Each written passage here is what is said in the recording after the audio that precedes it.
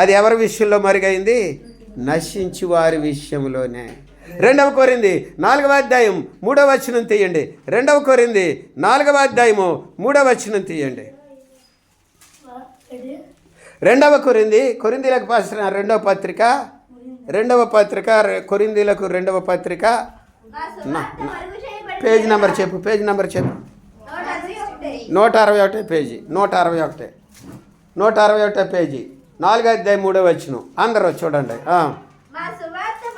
మా సువార్త మరుగు చేయబడి ఉన్న ఎడల అంటే మేము చేస్తున్న సేవ, మేము ప్రకటిస్తున్న సువార్త యేసు ప్రభు గురించి ఒకవేళ ఎవరి విషయంలో అయినా మరుగైపోతే వారు నశించువారని అర్థం. ఆమేన్. మా బాధకి ఎవరైనా లోబడకపోతే దేవుని వాక్యం నేను కాదు చెప్తుంటా, అపోస్తుడైన పౌలు కొరింథీ సంఘానికి రాస్తా అంటున్నాడు, మా సువార్త కానీ ఎవరి విషయంలో అయినా మరుగైపోతే వారికి నాశనం తడస్తుంది. అందుకనే దేవుని దగ్గరికి రాలేకపోతున్నారు, అందుకనే దేవుని నమ్మలేకపోతున్నారు, అందుకనే దేవుడు అంటే ఇష్టం లేకపోతుంది, అందుకనే దేవుని కార్యాలకు అడ్డంగా నిలబడుతున్నారని అర్థం. ఆమేన్. ఎవరో ఎప్పుడో 2000 సంవత్సరాల క్రితం రాశాడు ఈ మాట, ఇప్పటికి అది అంతే. ఆమేన్. అందుకని ఆయా జాతుల్లో నుంచి అనేకులు వచ్చి ప్రభుని నమ్ముకున్నారు. ఆమేన్. హల్లెలూయా. ఆ పాస్టర్ గారికి 30 బ్రాంచీలు ఇచ్చారట. అక్కడ ఆ ఊర్లోటి, ఈ ఊర్లోటి, ఈ ఊర్లోటి. ఆ 2000 మంది ఉన్న ఆ సినిమాలు మందిరంగా మారిన మందిరం కాకుండా 30 బ్రాంచీలు ఎక్కతెక్కలైపోయింది. ఆయన ఏర్పాటులో ఉన్న వాళ్ళు ఆయన దగ్గరికి వస్తారు. ఆమేన్. ఆయన దగ్గరికి వస్తే విశ్వాసంతో రావాలి. ఆమేన్ చెప్పండి. నమ్మకంతో రావాలి. ఏమి నమ్ముతావు? ఆయన జగద్రక్షకుడని నమ్మాలి. ఆమేన్. ఏమి నమ్ముతావు? ఆయన నీకు విమోచన ఇస్తాడని నమ్మాలి. ఏమి నమ్ముతావు? ఆయన పరలోకాన్ని ఇస్తాడని నమ్మాలి. ఏమి నమ్ముతావు? ఆయన నీ పాపాలు క్షమిస్తాడని నమ్మాలి. ఆమేన్. హల్లెలూయా. ఈ భూలోకంలో కూడా అవసరతలు తీరుస్తాడని నమ్మాలి. ఆమేన్.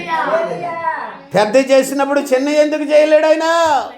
మనమే సరిగ్గా నమ్మకపోతే, అటు ఇటు మోగుతుంటే, శాపగ్రస్తమైన జీవితాలతో ఉంటే ప్రయోజనం ఏముండదు. నమ్మే వాళ్ళు పూర్తిగా నమ్మాలి, నమ్మే వాళ్ళు పూర్తిగా ఆధారపడాలి, నమ్మే వాళ్ళు పూర్తిగా దేవుని యందు నమ్మికించి నడవాలి. హల్లెలూయా. స్తోత్ర. కృప కలిగిన దేవుడు. ఒకసారి ఒక ఆయనకి పెళ్ళయింది. మా అన్నయ్య అవుతాడు నాకు, కజిన్కి వదిన. అయితే పెళ్ళయ్యాక ఆయన చెప్పాడు, ఒక 15 ఏళ్ళు పెళ్ళి అయిపోయిన తర్వాత సెలబ్రేషన్ పెట్టుకున్నాడు. 25 ఏళ్ళు అనుకుంటా, 25 ఏళ్ళు అయ్యాక ఆ సెలబ్రేషన్కి మేము వెళ్ళాం. ఆయన అంటాడు, నన్ను నమ్మేసిన వెనకాల వచ్చేసింది ఈ అమ్మ అన్నాడు. అంటే ఆయనకి జాబ్ అండమాన్లో వచ్చింది అప్పుడు, పోర్ట్ బ్లేర్. ఇప్పుడంటే అండమాన్ వెళ్దాం అనుకుంటున్నారు, కానీ ఆ రోజుల్లో మరీ కఠినంగా ఉండేది. జూనియర్ ఇంజనీర్గా వచ్చింది జాబు. ఇద్దరం కలిసే చదువుకున్నాం. ఆయనకి అక్కడ వచ్చింది జాబ్, జూనియర్ ఇంజనీర్గా. సెంట్రల్ గవర్నమెంట్లో వచ్చింది. వస్తే వెళ్ళిపోయాడు, పెళ్లి చేసుకున్నాడు. అప్పటికే జాబ్కి వెళ్ళి జాయిన్ అయ్యాడు.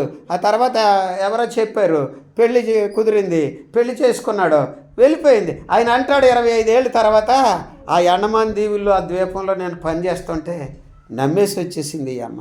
ఇప్పుడు వరకు ఇలాగే ఉందా? ఆమేన్. ఒక మనిషిని నమ్మేసి వెళ్ళిపోతే ఆమెకు అంత మేలు కలిగితే ఒక పెద్ద డిప్యూటీ డైరెక్టర్ అయ్యాడు ఆయన. ఆ సంస్థలో, ఆ సెంట్రల్ గవర్నమెంట్లో డిప్యూటీ డైరెక్టర్ అయిపోయాడు. పెద్ద జాబ్కి జూనియర్ ఇంజనీర్ నుంచి అంచెలుగా ఎదిగిపోయి డిప్యూటీ డైరెక్టర్ అయ్యాడు. అందుకని నమ్మి వెళ్ళింది కనుకనే బెనిఫిట్ అనిపించింది. ఒక మనిషిని నమ్మి వెళితే అంత బెనిఫిట్ ఉంటే, మాయగాడిని కాదు, మోసగాడిని కాదు, ఒక యేసుని నమ్మి వస్తే అనేకమైన అద్భుతాలు జరిగిస్తాడు ఆయన. ఆమేన్. హల్లెలూయా. హల్లెలూయా. యేసుని నమ్మి వస్తే, ఆయన వెనకాల పడితే ఆయన అద్భుతాలు జరిగిస్తాడు, నీ జీవితాన్ని వెలిగిస్తాడు. ఈ భూలోకంలో మేలు చేస్తాడు, పరలోకంలో నిత్య శాంతిని ఇస్తాడు. ఈ భూలోకంలో మేలు చేస్తాడు, పరలోకంలో నిత్య జీవితాన్ని ఇస్తాడు. ఆమేన్. హల్లెలూయా. ఇది శాశ్వతం. అది శాశ్వతమైన జీవాన్ని ఇచ్చే మార్గం యేసు మార్గం. ఆమేన్. కనుక ప్రభువుని నమ్మిన వాళ్ళు గట్టిగా పట్టుకోండి. ప్రకటన గ్రంథం 2వ అధ్యాయము 24వ వచనంలో బైబిల్ సెలవిస్తుంది. ప్రకటన